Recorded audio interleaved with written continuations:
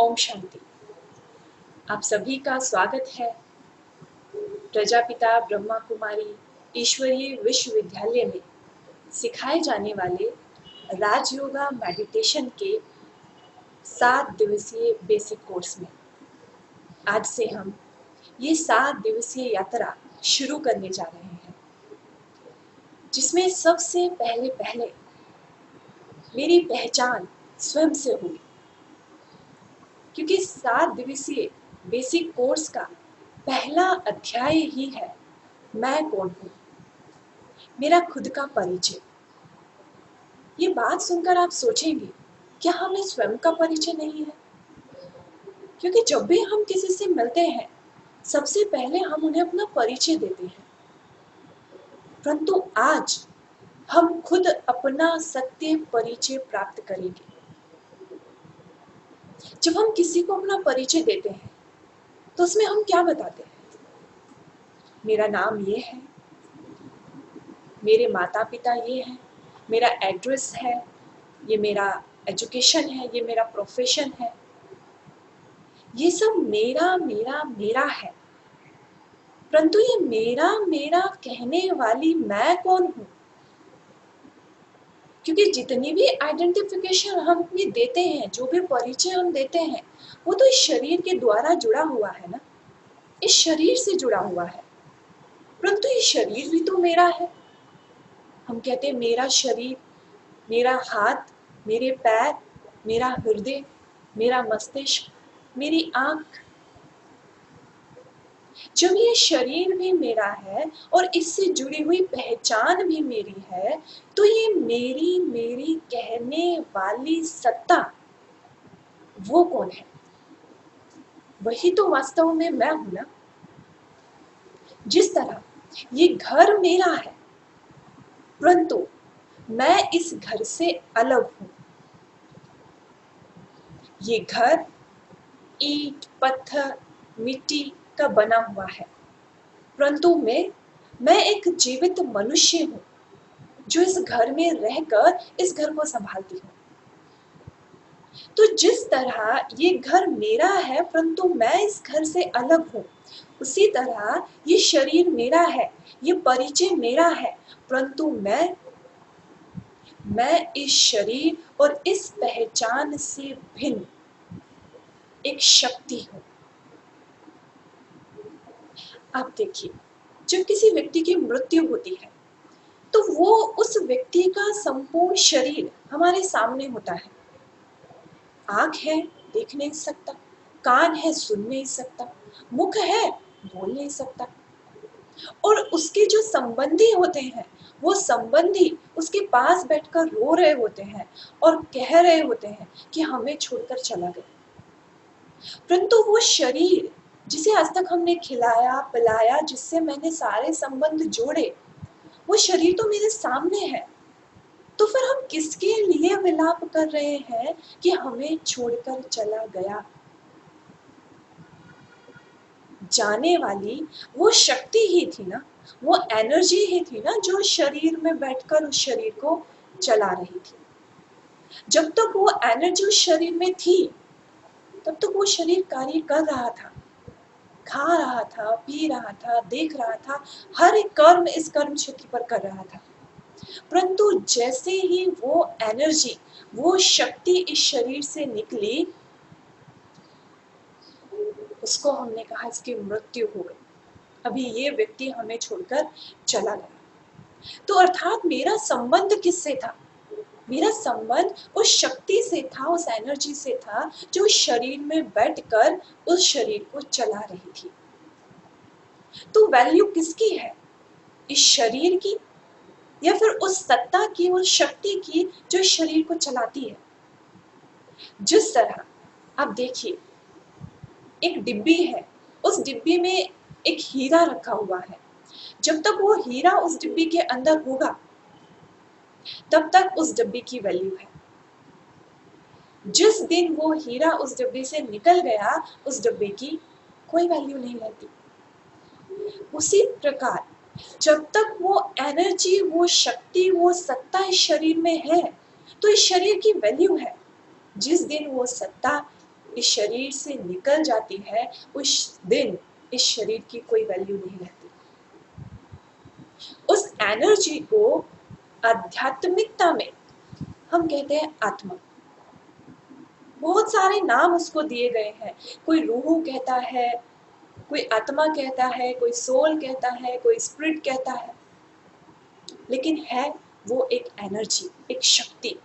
और वो शक्ति ही मैं हूं, क्योंकि वो मैं शक्ति ही इस शरीर में बैठकर इस शरीर को चलाती हूँ। मैं कौन हूं? मैं एक आत्मा हूं। अब आत्मा क्या है, जिसके लिए गीता में भी कहा गया, आपने सुना होगा कि आत्मा अजर अमर अविनाशी है। ना तो अग्नि उसे जला सकती है, ना वायु उसे सुखा सकती है, ना जल उसे गीला कर सकता है, क्योंकि ये पांचों तत्व का उस आत्मा पर कोई भी प्रभाव नहीं पड़ता है। तो मैं आत्मा अजर अमर अविनाशी हूँ, जिसकी मृत्यु नहीं होती। मृत्यु तो इस पांच तत्व से बने हुए पुतले की होती है, जैसे कि आप चित्र में देख सकते हैं।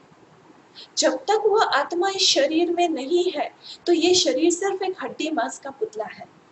परंतु जैसे ही वो आत्मा इसमें प्रवेश करती है, तो ये एक जीवित मनुष्य कहलाता है। अब मैं आत्मा दिखती कैसी हूं? आप देखिए, जब भी हम किसी को अपना परिचय देते हैं, तो 5 बातें उसमें मेन बताई जाती है। पहला, मैं कौन हूं। दूसरा, उसका फोटो चाहिए, मैं दिखता कैसा है, पता तो होना चाहिए। तीसरा, उसका एड्रेस क्या है, रहता कहाँ है। चौथा, उसकी क्वालिफिकेशन क्या है, जॉब क्या है। और पांचवा, उसकी क्वालिटीज क्या है, उसका धर्म क्या है। ये 5 बातें किसी की पहचान के लिए आवश्यक है। तो इन 5 बातों के अंतर्गत ही आज हम स्वयं का परिचय जानेंगे। सबसे पहले मुझे पता चला मैं कौन हूँ। मैं एक आत्मा हूँ, एक शक्ति हूँ, एक एनर्जी हूँ। अभी मैं आत्मा दिखती कैसी हूँ? जब आत्मा को देखने की बात आती है, तो आत्मा को हम इन स्थूल नेत्रों के द्वारा नहीं देख सकते हैं। क्यों नहीं देख सकते हैं? क्योंकि ये शरीर 5 तत्वों से बना हुआ है, और ये आंखें सिर्फ उन्हीं वस्तुओं को देख सकती है जो 5 तत्वों से बनी हुई है। परंतु आत्मा इन 5 तत्वों से ऊपर है, इसलिए इन स्थूल नेत्रों के द्वारा या किसी भी इंस्ट्रूमेंट के द्वारा आत्मा को नहीं देखा जा सकता है। आत्मा एक आध्यात्म सत्ता है, और आध्यात्मिकता को हम सिर्फ मन और बुद्धि के द्वारा समझ सकते हैं। उनको इस स्थूल नेत्रों के द्वारा नहीं देखा जा सकता। परंतु परमात्मा आकर जो ज्ञान देता है, उसके आधार पर हम कह सकते हैं कि आत्मा दिखने में एक छोटा सा चमकता हुआ सितारा है। जैसे आसमान में एक छोटा सा सितारा चमकता है, उसी तरह आत्मा का स्वरूप भी एक छोटा सा नन्हा सा चमकते हुए सितारे के समान है।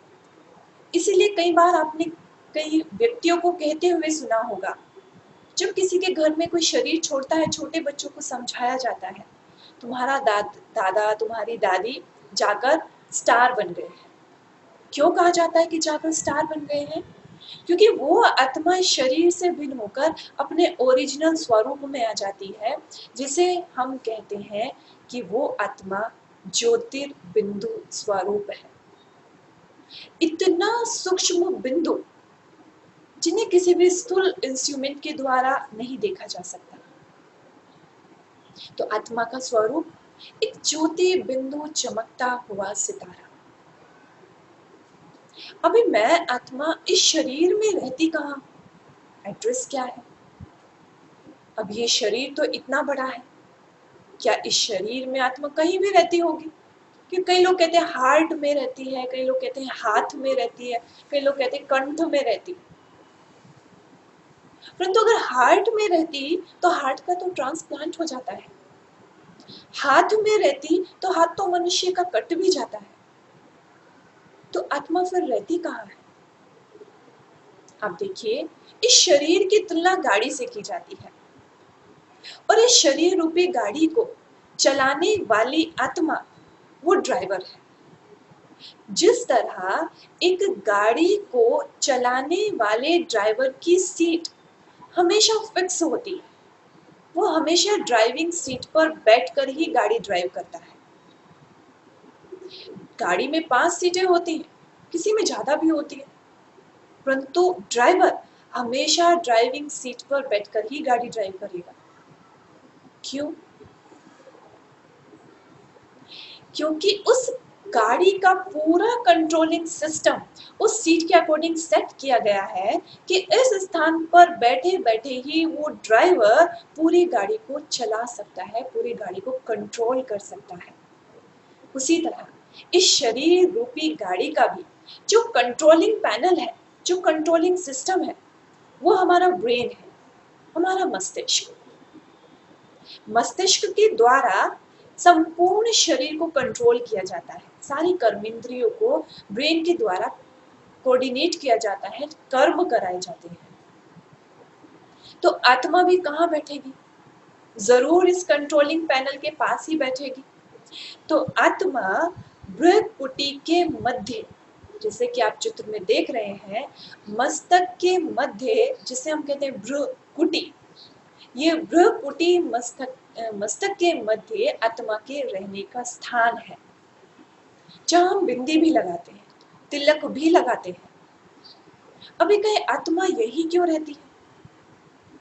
क्योंकि यहीं से बैठकर वो आत्मा इस पूरे शरीर को बहुत अच्छे से कंट्रोल कर सकती है। इसलिए आत्मा यहाँ भ्रुकुटी के मध्य रहती है। साइंटिस्ट ने भी कई बार ये रिसर्च किया है और ये रिजल्ट सामने आए हैं कि जो हमारा ब्रेन है, वो जो सिग्नल होते हैं जो हमारी पूरी बॉडी को कंट्रोल करते हैं, वो उसको प्रोड्यूस नहीं करता है, वो सिर्फ उनको ट्रांसमिट करता है, वो ट्रांसमीटर का कार्य करता है। तो ये सिग्नल प्रोड्यूस कहाँ से होते हैं, क्रिएट कहाँ से होते हैं? कहते हैं हमारे ब्रेन में हाइपोथैलेमस के साथ में एक पिट्यूटरी ग्लैंड है, उन दोनों के मध्य के स्थान से ये सिग्नल क्रिएट होते हैं, प्रोड्यूस होते हैं, जो हमारे ब्रेन को जाते हैं और ब्रेन के द्वारा फिर पूरी बॉडी को कंट्रोल किया जाता है। वही स्थान भ्रुकुटी कहलाता है। इसलिए आत्मा यही बैठकर इस शरीर को कंट्रोल करती है। उसके बाद आता है कि आत्मा इस शरीर में बैठकर कर्म कैसे करती है। आत्मा को इस कर्म क्षेत्र पर कर्म करने के लिए 5 कर्मेंद्रियां मिली हुई है, जिसे हम कहते हैं 5 सेंसिंग ऑर्गन्स। आंख, नाक, मुख, कान, हाथ और पैर, इन 5 ऑर्गन्स के द्वारा हम इस संपूर्ण सृष्टि पर कर्म करते हैं। अब इन 5 ऑर्गन्स को, इन 5 ऑर्गन्स को चलाने के लिए आत्मा को 3 शक्तियां मिली हुई है, जिन्हें आप चित्र में देख सकते हैं। वो 3 शक्तियां क्या है? मन, बुद्धि, संस्कार। ये 3 शक्तियों के द्वारा आत्मा इस शरीर को चलाती है। मन अर्थात विचार करने की शक्ति, थॉट्स क्रिएट करने की पावर कहलाती है मन। बुद्धि, मन में बहुत सारे विचार आते हैं, परंतु सारे विचारों को, सारे थॉट्स को हम प्रैक्टिकल में नहीं लेकर आते हैं। बुद्धि उन पर डिसीजन करती है, क्या सही है, क्या गलत है, क्या करना है, क्या नहीं करना है। और जब बुद्धि डिसाइड कर लेती है कि ये कर्म मुझे करना है, तो वो कर्म हम प्रैक्टिकल में लेकर आते हैं, एक्शन में लेकर आते हैं। और जब कोई थॉट को हम एक्शन में लेकर आते हैं और उसको फिर हम बार बार रिपीट करते हैं, तो वो हमारे संस्कार बन जाते हैं, जिन्हें हम हैबिट्स कहते हैं। वास्तव में संस्कार परिवर्तन की प्रोसेस ही मेडिटेशन कहलाती है। हम अपने कर्मों को श्रेष्ठ बनाना चाहते हैं, क्योंकि जैसा कर्म करेंगे वैसा फल सुनिश्चित है। ये प्रकृति का नियम है और कर्मों का जो आधार है वो संस्कार है।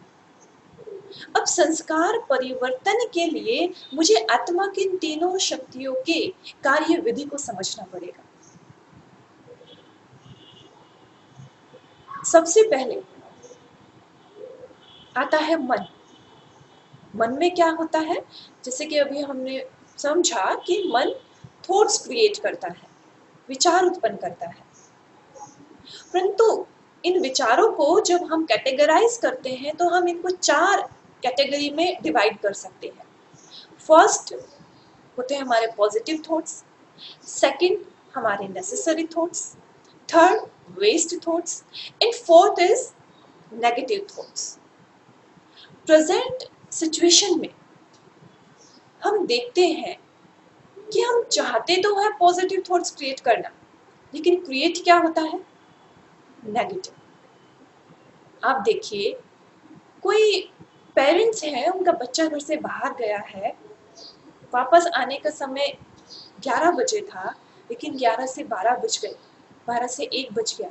अभी क्या होगा?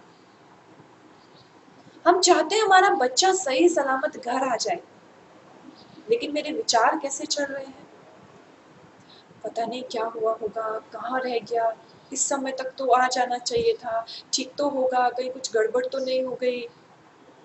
विचार थॉट्स कैसे चल रहे, नेगेटिव चल रहे, नेगेटिव चल रहे, है ना। चाहते क्या है, पॉजिटिव, बच्चा सही सलामत घर आ जाए। तो अगर मुझे अपने थॉट्स को चेंज करना है तो मुझे क्या करना पड़ेगा, मुझे अपने मन से फ्रेंडशिप करनी पड़ेगी, उसे समझना पड़ेगा, उसे सिखाना पड़ेगा, क्योंकि हमारा मन एक बच्चे की तरह है और वो बच्चा बहुत आज्ञाकारी बच्चा है। आप सोचिए कि हमने कभी उसे सिखाया कि पॉजिटिव थॉट्स कैसे क्रिएट करने होते हैं, क्योंकि जो थॉट्स हमारा मन क्रिएट कर रहा है वो तो प्रोडक्ट है और कभी भी डायरेक्ट प्रोडक्ट को चेंज नहीं किया जा सकता। अगर आपको प्रोडक्ट की क्वालिटी पसंद नहीं है तो आपको उस प्रोडक्ट का जो रॉ मटेरियल है वो चेंज करना पड़ेगा। हमारे मन के लिए भी रॉ मटेरियल अर्थात हम अपनी आंखों के द्वारा क्या देखते हैं, हम अपने कानों के द्वारा सुनते क्या है और हम पढ़ते क्या है, उसकी क्वालिटी क्या है, आप चेक कर सकते हैं। आज किस क्वालिटी के इंफॉर्मेशन को हम अपने अंदर ट्रांसफर करते रहते हैं, तो हम अपने इस छोटे बच्चे को सिखा क्या रहे हैं, वो सीख रहा है ना। बच्चे कैसे सीखते हैं, बच्चों की ऑब्जर्विंग पावर बहुत पावरफुल होती है, वो देखते हैं, वो सुनते हैं, तो वो सीख जाते हैं। ये मन भी देखता है, सुनता है और सीख जाता है। अगर हम चाहते हैं कि मेरा मन पॉजिटिव थॉट्स क्रिएट करे तो मुझे अपने मन को पॉजिटिव थॉट्स क्रिएट करना सिखाना पड़ेगा। और जब एक बार इसको सिखा देते हैं फिर ये कभी भूलता नहीं है।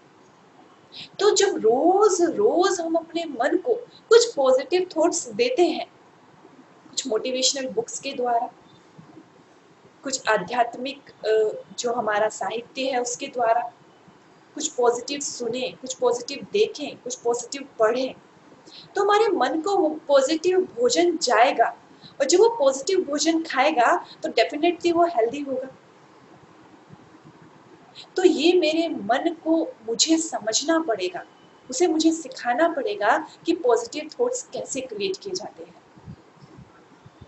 राजयोगा मेडिटेशन में हम ये ट्रेनिंग अपने मन को देते हैं कि कैसे मुझे पॉजिटिव थॉट्स क्रिएट करने हैं। उसके बाद आता है बुद्धि, इंटेलेक्ट। बुद्धि क्या कार्य करती है, निर्णय लेने का कार्य करती है ना। आप देख सकते हैं तराजू बना हुआ है, बैलेंस करती है, क्या सही है क्या गलत है। आपने देखा होगा जो कोर्ट होता है, कोर्ट में भी तराजू दिखाते हैं, न्याय का प्रतीक। परंतु अगर वो न्यायालय में बैठे हुए जज को पहले से ही किसी ने ब्राइब दे दिया है, रिश्वत दे दी है, तो जो वो जज होगा वो निर्णय भी कैसे करेगा? कैसे निर्णय करेगा? उसी पार्टी के साइड करेगा ना जिसने उसको पहले से रिश्वत दे दी है। तो वैसे ही हमारी बुद्धि भी वो जज का कार्य करती है, परंतु यदि इस जज को पहले से ही रिश्वत दे दी गई है, अर्थात हमने किसी के बारे में पहले से ही अपना पॉइंट ऑफ व्यू सेट कर लिया है किसी भी पास्ट एक्सपीरियंस के आधार पर, तो हम कभी भी सिचुएशन में सही निर्णय नहीं ले पाते हैं। क्योंकि हमारी बुद्धि का निर्माण कैसे हो रहा है? हमने अपने आस पास देखकर क्या सीखा है, क्या समझा है, उसके अकॉर्डिंग मेरी बुद्धि का निर्माण होता है। और कहेंगे मानव जाति की विडंबना है कि हम नेगेटिव एक्सपीरियंस को ही ज्यादा अपनी बुद्धि में स्टोर करके रखते हैं। आप देखिए, कोई व्यक्ति है जो हमेशा आपकी मदद करता है, हेल्प करता है, आपके लिए बहुत सब कुछ करता है, कभी आपको जरूरत पड़ी एक बार वो बेचारा आपकी हेल्प नहीं कर पाया, आपको क्या याद रहेगा? वो 10 बार उसने हेल्प की वो याद रहेगी, या एक बार उसने हेल्प नहीं की वो याद रहेगा? एक बार उसने आपको कुछ उल्टा बोल दिया गुस्से में आकर, वो याद रहेगा? तो मैंने अपनी बुद्धि का निर्माण किस प्रकार से किया हुआ है? इस बुद्धि में सारे नेगेटिव एक्सपीरियंस मैंने फिलअप किए हुए हैं। इसलिए आज के समय में मनुष्यों में ईर्ष्या, घृणा, द्वेष, कंपटीशन बढ़ता जा रहा है, बढ़ता जा रहा है, क्योंकि बुद्धि के अंदर वो कचरा स्टोर हो रखा है। आज के समय में यहाँ तक आप देखिए, एक ही पेरेंट्स के 2 बच्चे, वो आपस में जेलसी करते हैं, वो आपस में घृणा करते हैं, वो आपस में कंपटीशन रखते हैं। ये आज के समाज की विडंबना है। तो ये बुद्धि रूपी बकेट जो गंदे पानी से फिलअप हो रखी है, अब मैं इसका ये पानी गिरा तो नहीं सकती, मेरे पास सारे एक्सपीरियंस में डिलीट तो नहीं कर सकती, ब्रेन वॉश तो नहीं कर सकती, तो फिर मैं कैसे क्लीन करूं अपनी बुद्धि को ताकि वो सही समय पर सही निर्णय ले? आप देखिए, एक गंदे पानी से भरी हुई बकेट को, जिसका पानी हम गिरा नहीं सकते, एक नल के नीचे टैब खोलकर अगर रख दिया जाता है तो टैब से पानी बहता रहता है, बाल्टी में गिरता रहता है और बाल्टी का पानी बाहर निकलता रहता है, निकलता रहता है, धीरे धीरे पानी बहता रहता है, बहता रहता है। और एक स्थिति ऐसी आती है जब उस बकेट का पानी एकदम क्लीन हो जाता है, एकदम साफ हो जाता है, और साफ पानी में कोई भी चीज हम क्लियर देख सकते हैं। उसी तरह ईश्वरीय ज्ञान हमारी बुद्धि के लिए उस गंगा जल का कार्य करता है जिसके द्वारा हमारी बुद्धि क्लीन होती चली जाती है, साफ होती चली जाती है। और जब बुद्धि हमारी स्वच्छ हो जाती है तो हम सही समय पर सही निर्णय करने में सक्षम हो जाते हैं। हमारा विवेक बढ़ जाता है। आज के समय में इंफॉर्मेशन तो बहुत गैदर कर ली है, लेकिन विजडम नहीं है, समझ नहीं है। वो समझ हमें ईश्वरीय ज्ञान के द्वारा स्वयं में डेवलप करनी पड़ेगी। अभी संस्कार, मन ने विचार किया, बुद्धि ने निर्णय किया, वो मैंने प्रैक्टिकल में लाया और बार बार लाया तो मेरा संस्कार बना। अभी बन तो गया, लेकिन उसे चेंज कैसे करें, इन संस्कारों का परिवर्तन कैसे करें? उसके लिए आप देखिए, हम एक छोटा सा एग्जांपल लेते हैं। कोई ऑफिस में हम काम करते हैं और मेरे पास बहुत सारी फाइल है जिस पर मुझे, बहुत सारे प्रोजेक्ट्स हैं जिस पर मुझे आगे कोऑर्डिनेट करना है जिनको। अभी मतलब जो बहुत सारे प्रोजेक्ट आए हैं उनमें से कुछ प्रोजेक्ट क्या होता है, हमें प्रेजेंट में करने हमारे लिए ज़्यादा नेसेसरी होते हैं, ज़्यादा ज़रूरी है कि ये प्रोजेक्ट मुझे पहले ख़त्म करना है, ये इनकी ज़्यादा रिक्वायरमेंट है। अभी जो प्रोजेक्ट जिनकी रिक्वायरमेंट नहीं है उनकी फाइल क्या होता है, धीरे धीरे धीरे धीरे एक के बाद एक नीचे चली जाती है, और नीचे वाली फाइल जो जरूरी है, जो मुझे अभी करनी है, वो धीरे धीरे ऊपर आती चली जाती है। हम दूसरा एग्जाम्पल ले सकते हैं। अब देखिए किचन में बहुत सारे मसाले रखे होते हैं। अब कई बार ऐसा होता है, कुछ मसाले ऐसे होते हैं जिन्हें हम कभी कभी यूज करते हैं। आज मैंने यूज किया, मैंने वो डब्बा आगे रख दिया। अभी मैं रोज किचन में खाना बना रही हूँ लेकिन उस मसाले को यूज नहीं कर रही हूँ। अब जिसको यूज कर रही हूँ वो धीरे धीरे आगे आते जा रहे हैं और वो वाला डब्बा पीछे होता चला जा रहा है। कुछ समय बाद वो इतना पीछे हो जाता है कि मुझे याद ही नहीं रहता है कि ये वाला मसाला घर में है,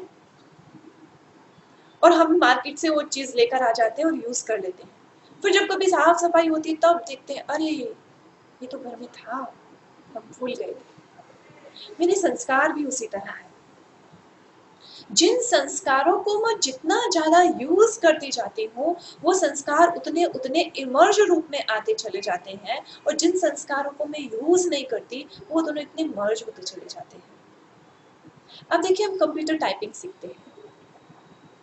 जब हम टाइपिंग सीखते हैं तो हमारी टाइपिंग स्पीड बहुत अच्छी होती है, लेकिन आप कुछ समय तक यदि टाइपिंग नहीं करते हैं तो आपकी स्पीड ऑटोमेटिक कम होती चली जाती है, क्योंकि वो संस्कार जो आपने अपने अंदर फिल किया था अभी बार बार यूज नहीं किया और बहुत समय तक यूज नहीं किया, इसलिए वो संस्कार आपका मर्ज हो गया। लेकिन जैसे जैसे आप दोबारा उस प्रैक्टिस को करना शुरू करते हैं वैसे वैसे फिर से वो संस्कार मर्ज हो जाते हैं। अब संस्कार, आत्मा के अंदर जो संस्कार होते हैं उनको हम 4 कैटेगरी में कैटेगराइज करते हैं। पहला होता है जो हमारे पास्ट जन्म से आत्मा को संस्कार लेकर आती है। अब देखिए कुछ बच्चे होते हैं जो बचपन से बहुत अच्छा डांस करते हैं, फैमिली में कोई डांस करना जानता ही नहीं है, फिर भी वो बच्चा बहुत अच्छा डांस करता है, तो क्या कहते हैं, अरे पिछले जन्म में डांसर रहा होगा। यानी कि पास्ट जन्म से आत्मा कुछ ना कुछ संस्कार लेकर आती है। दूसरे होते हैं जो उनको उनके पेरेंट्स से मिलते हैं, उनके जेनेटिक संस्कार होते हैं।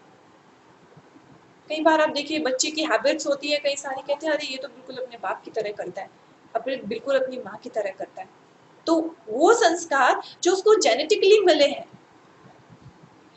तीसरे प्रकार के होते हैं जो हम आस पास के वातावरण से सीखते हैं, हमारे एक्वायर संस्कार जो हमने एक्वायर किए हैं फ्रेंड्स के साथ, स्कूल में, कॉलेज में, सोसाइटी में रहकर जो कुछ हमने सीखा वो हमारे संस्कार होते हैं।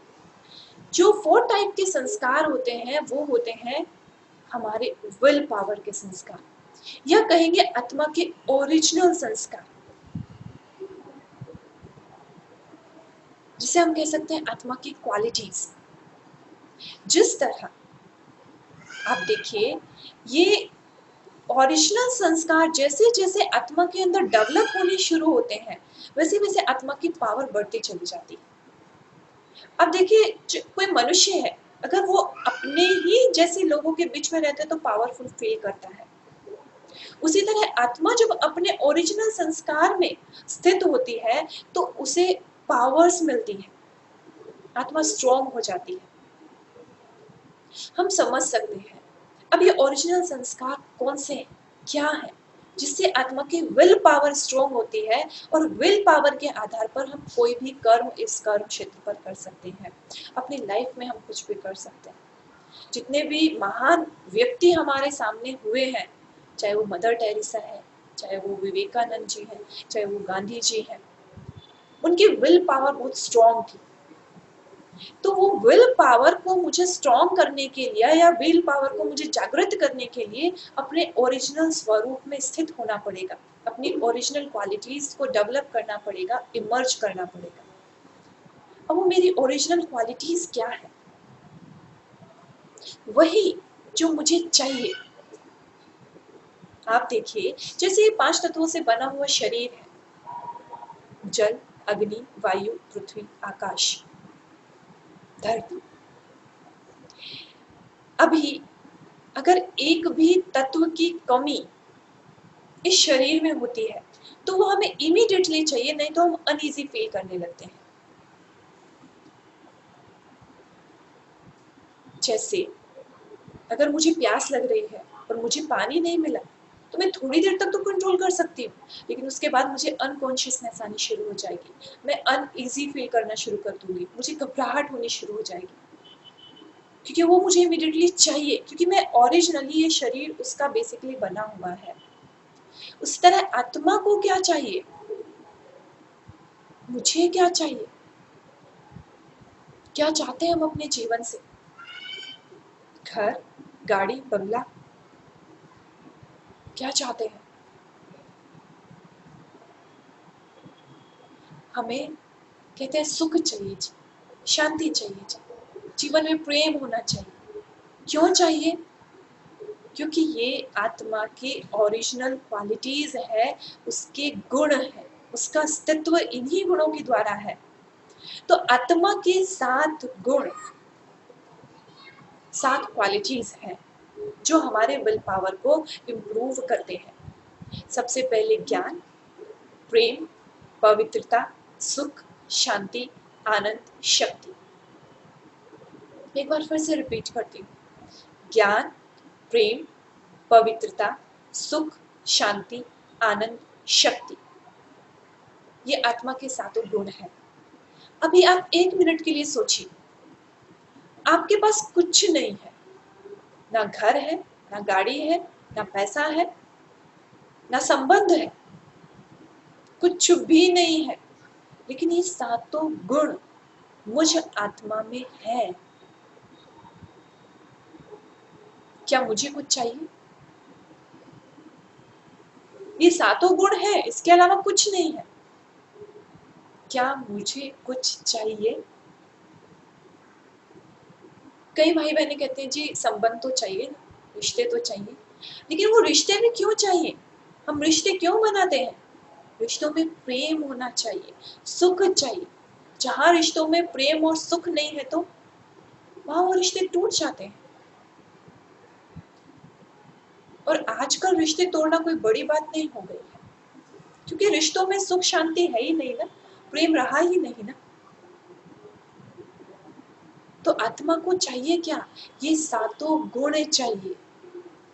और ये 7 गुणों का सोर्स सिर्फ एक वो सुप्रीम सोल परम पिता परमात्मा ही है। उस परमात्मा से संबंध जोड़कर ही हम ये 7 गुण अपने अंदर भर सकते हैं, डेवलप कर सकते हैं, और उसके द्वारा हम अपनी विल पावर को इम्प्रूव कर सकते हैं, जिसके द्वारा हम अपने जीवन में कुछ भी अचीव कर सकते हैं। परंतु आज के समय में बहुत बड़ी विडंबना है कि ये 7 गुण हम बाहरी दुनिया में खोज रहे हैं, 5 तत्वों की दुनिया में। जैसे कि हम पहले ही समझ चुके हैं कि 5 तत्व का कोई भी प्रभाव मुझ आत्मा पर नहीं पड़ता है, तो 5 तत्वों से बनी हुई वस्तुओं या 5 तत्वों से बने हुए मनुष्य से मुझे ये 7 गुण कैसे प्राप्त हो सकते हैं?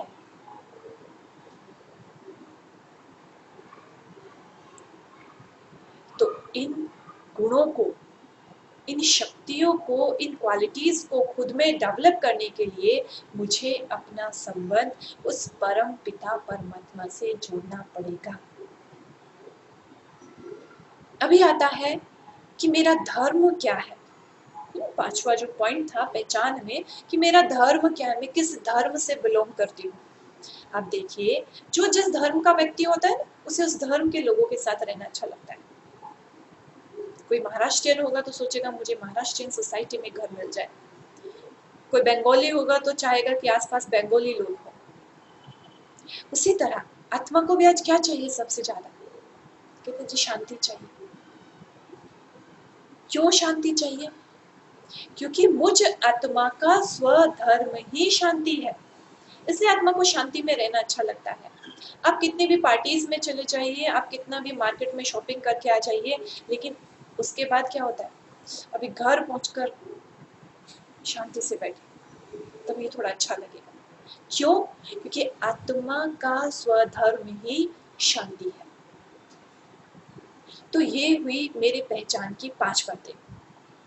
परंतु इसी के साथ साथ एक छठी बात भी आती है। जब हम कोई फॉर्म फिल करते हैं तो उसमें 2 एड्रेस होते हैं। एक होता है हमारा टेम्परेरी एड्रेस, एक होता है हमारा परमानेंट एड्रेस।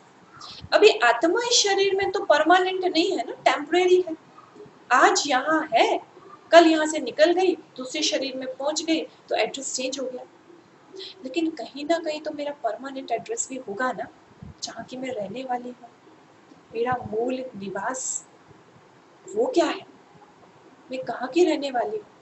कहते भी एक दूर देश से आए हैं, दूर देश चले जाना है, ये दुनिया तो रैन बसेरा है। तो मैं किस लोक से आई हूँ, किस धाम से आई हूँ और कहाँ मुझे जाना है, ये जानने के लिए हम ये 3 लोक का चित्र देखते हैं।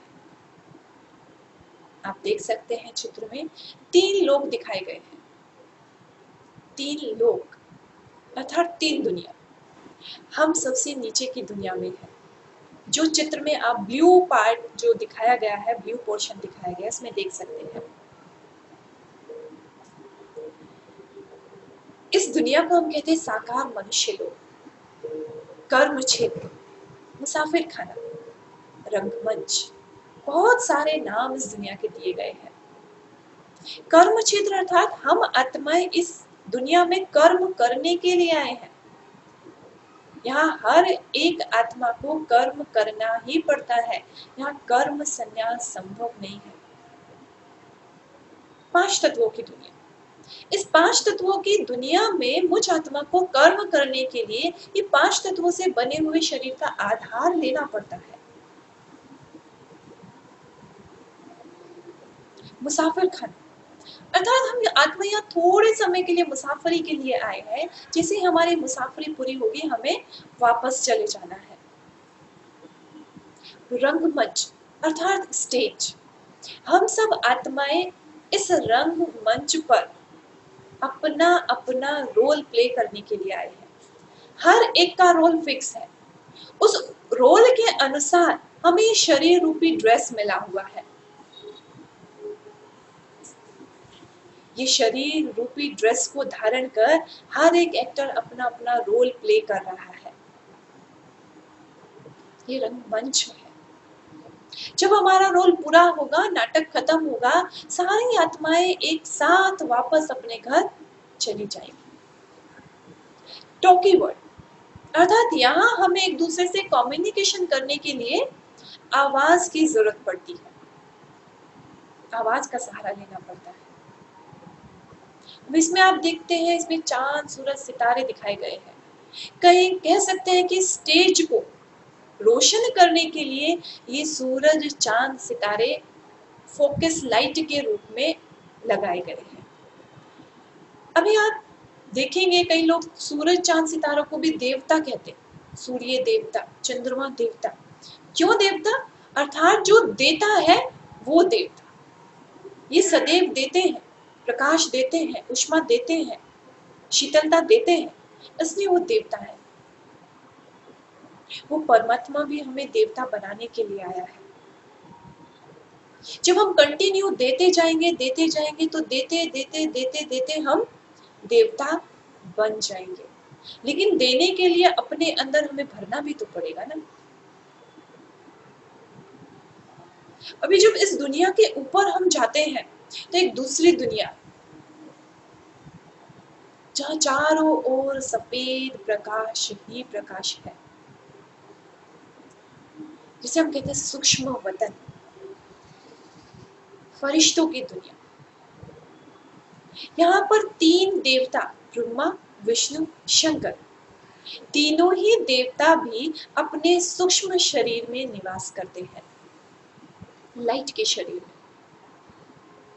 जब मैं आत्मा इस 5 तत्वों की दुनिया से ऊपर इस दूसरी दुनिया सूक्ष्म वतन में जाती हूँ, तो ये 5 तत्वों की कोई भी चीज इस दूसरी दुनिया में एंटर नहीं कर सकती है। आप समझ सकते हैं यहाँ पर एक फिल्टर लगा हुआ है जो इस 5 तत्वों की दुनिया की कोई भी चीज ऊपर नहीं जाने दे सकता।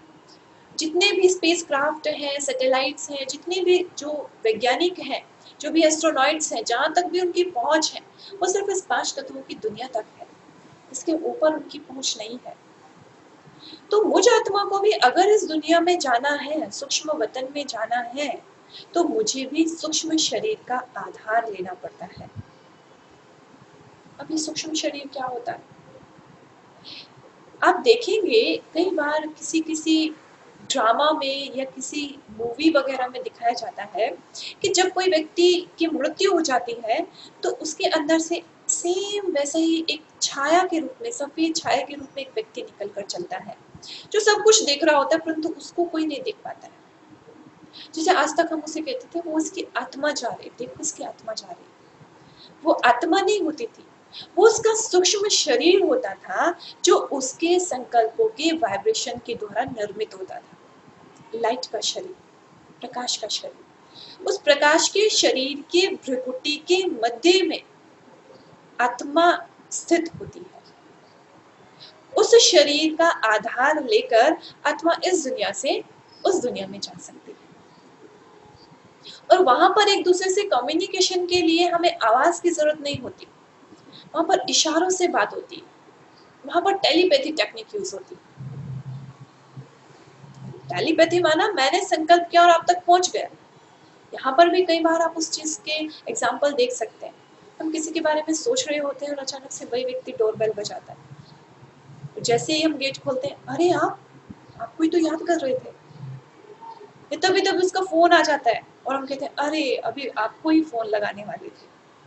या हम कुछ कहने वाले, सामने वाला व्यक्ति हमसे पहले कह देता है, हम कहते हैं हमारी मुख की बात तुमने छीन ली। तो ये क्या है? ये हमारे थॉट्स का कनेक्शन है। इस दुनिया में थॉट्स का ट्रैफिक बहुत ज्यादा होने के कारण ये एग्जाम्पल हमें कभी कभी दिखाई पड़ते हैं, परंतु उस दुनिया में, सूक्ष्म वतन में थॉट्स का ट्रैफिक नहीं है, इसलिए हम क्लियरली एक दूसरे के थॉट्स को कैच कर सकते हैं। इसलिए इसे मूविंग वर्ल्ड कहते हैं कि वहाँ इशारों से बातें होती हैं। अभी जो हम इस दूसरी दुनिया के भी ऊपर जाते हैं तो एक तीसरी दुनिया है जहाँ चारों ओर लाल सुनहरा प्रकाश ही प्रकाश है, जो छठे तत्व की दुनिया कहलाती है, ब्रह्म महातत्व की दुनिया। छठा तत्व, ये पांचों तत्वों से ऊपर का तत्व, उसको हम कहते हैं ब्रह्म लोक, क्योंकि वहां चारों ओर ब्रह्म तत्व ही तत्व है, चारों ओर रोशनी ही रोशनी है, दिव्य रोशनी। वो ब्रह्म मह तत्व जो स्वयं प्रकाशित है, उस ब्रह्म मह तत्व की दुनिया। कई साधु सन्यासियों ने कहा ब्रह्म ही ईश्वर है, परंतु नहीं, ब्रह्म ईश्वर नहीं है। ब्रह्म तो रहने का एक स्थान है जहाँ की हम आत्माएं रहने वाली हैं। वो ब्रह्म लोक मेरा मूल निवास है, इसलिए हम उसको मूल वतन भी कहते हैं, उसको हम शांति धाम भी कहते हैं, क्योंकि वह चारों ओर अखंड शांति ही शांति है, अपार शांति है। Pin drop silence, dead silence, वहां जाकर आत्मा अपने स्थान पर स्थित हो जाती है, कोई संकल्प नहीं।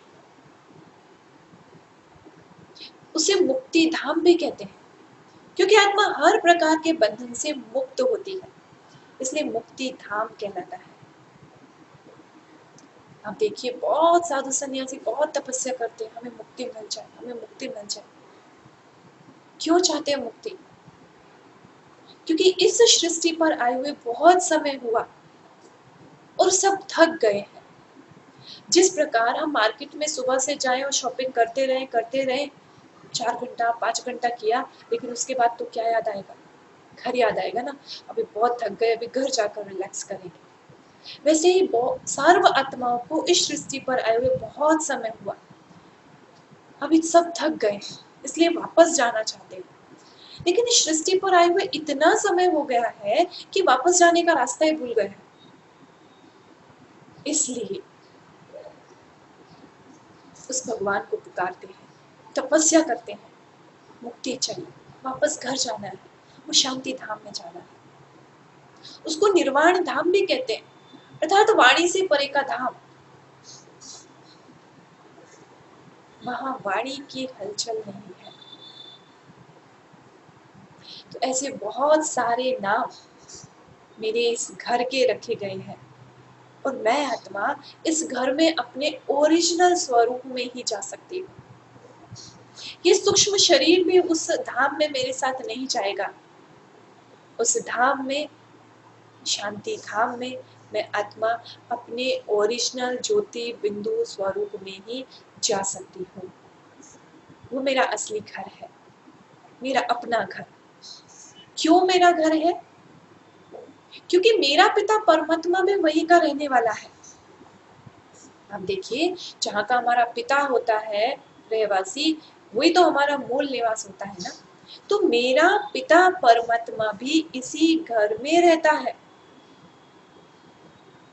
अभी मेरा पिता कौन है? शरीर का पिता तो आप समझते हैं, लेकिन आत्मा का पिता परमात्मा, नाम तो सुना है, परंतु पहचान कितनी है?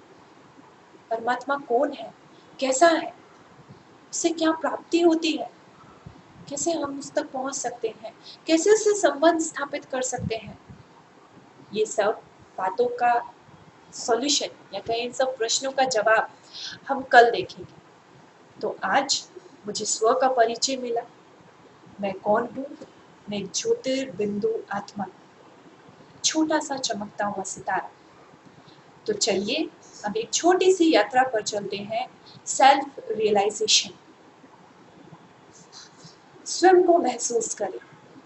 आज तक अपने आप को शरीर समझते रहे, परंतु आज मुझे ज्ञान मिला कि मैं तो एक छोटा सा चमकता हुआ सितारा, ज्योति बिंदु स्वरूप आत्मा हूँ। चलिए थोड़ी देर के लिए एकदम रिलैक्स होकर बैठ जाए।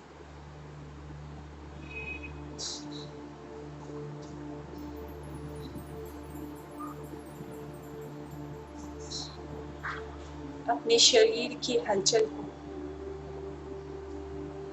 समाप्त कर दें।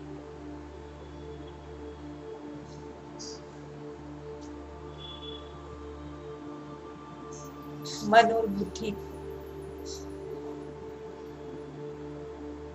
सभी बाहरी बातों से निकाल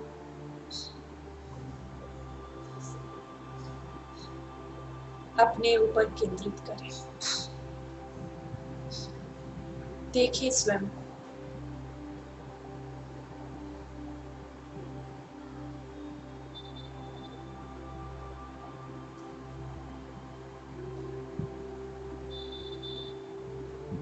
एक दिव्य चैतन्यता मेरे संपूर्ण शरीर में विराजमान है।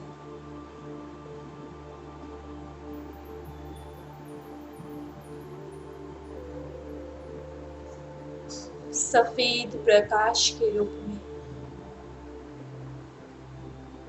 ये चैतन्यता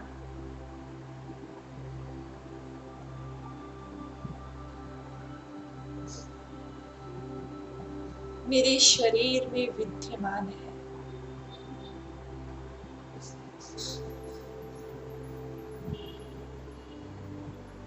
अभी अनुभव करें, धीरे धीरे ये चैतन्यता सफेद प्रकाश के रूप में मेरे पैर के अंगूठे से ऊपर की ओर सिमट रही है।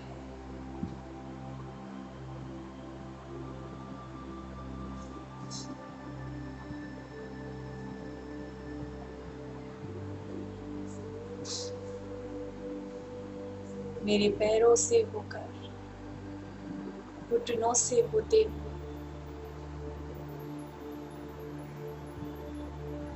ऊपर की ओर सिमटती जा रही है।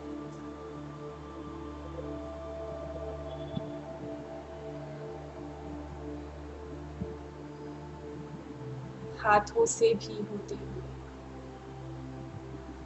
कंधों से ऊपर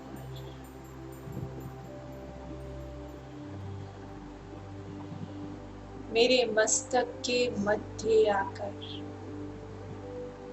केंद्रित हो गई है।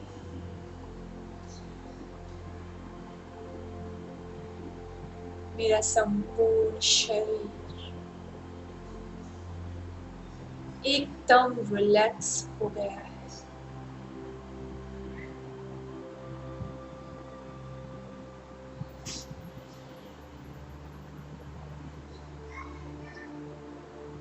ये चैतन्य,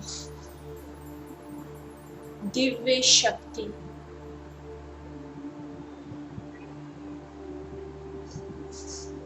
मैं आत्मा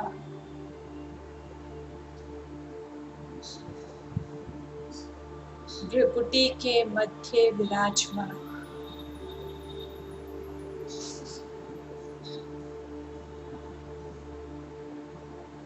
इस शरीर को चलाने वाली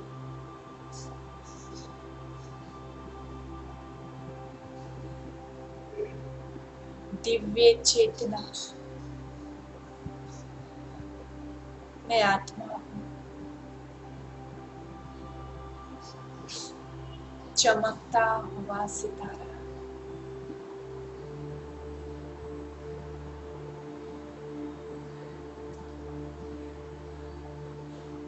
मैं शांत स्वरूप,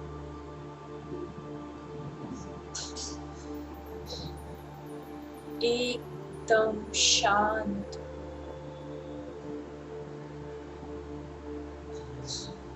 शांत,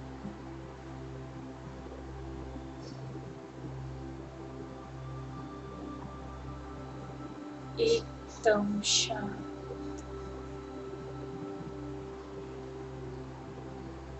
कोई संकल्प नहीं,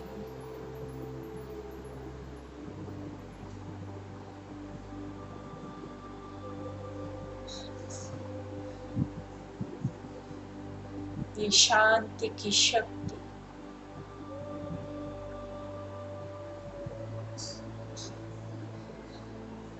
सुनहरे प्रकाश के रूप में मुझ आत्मा से निकलकर मेरे ब्रेन में समा रही है।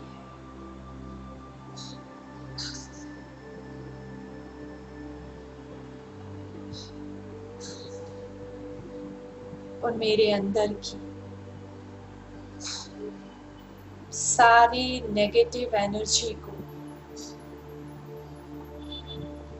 समाप्त कर रही है, भस्म कर रही है।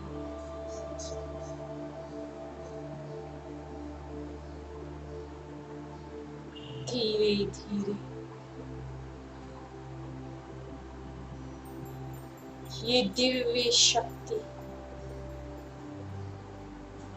मेरे संपूर्ण शरीर में फैलती जा रही है।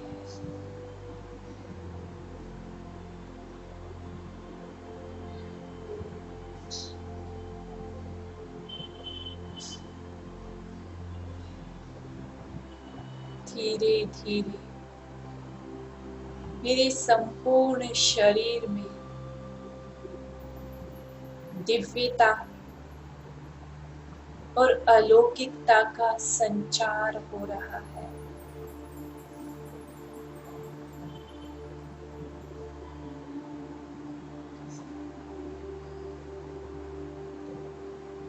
मैं आत्मा और मेरा शरीर दिव्यता से भरपूर हो गया है। ये दिव्य शक्ति मुझे हर प्रकार की नेगेटिव एनर्जी से सेफ रखने वाली है।